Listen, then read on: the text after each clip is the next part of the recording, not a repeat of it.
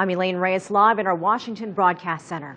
And I'm Susan Roberts, live in the CCTV America newsroom. We are getting reaction to Lee Kuan Yew's death from around the world. We'll have more on that in a moment, but first, right now, we'd like to show you some live pictures of the scene outside Singapore General Hospital, where Lee Kuan Yew had been treated for more than a month. He was originally suffering from severe pneumonia, but things took a turn for the worst within the past week. And in the past few days, thousands have visited the hospital to leave messages of goodwill, others notes, tributes, and flowers. And Hsien Loong, Lee's son and the current prime minister, visited the hospital on Sunday. We'll get to our live reporters all around the world on this special 90-minute edition of the News Desk. But first, a look back at the incredible life and legacy of Lee Kuan Yew.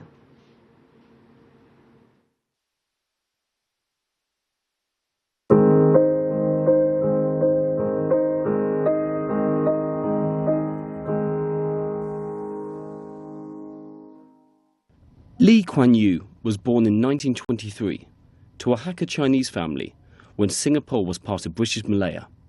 He excelled at an early age. He was the top student in the whole of the country and went on to study law in Cambridge.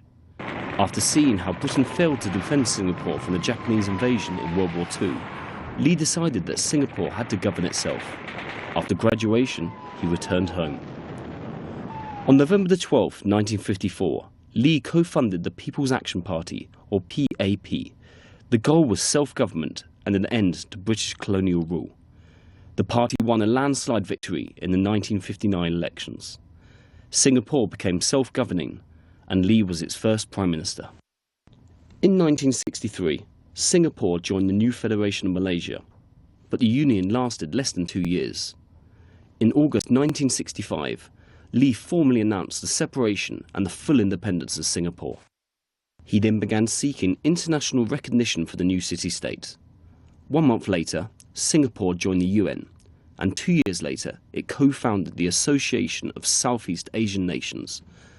Under Lee's leadership, the PAP was in power for a quarter of a century.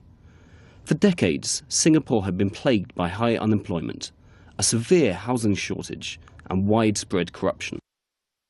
Per capita GNI rose from some $400 in 1960 to more than 7,000 by the mid-1980s. Full employment was achieved, and a proportion of the population living in public housing rose from 9% to 81%.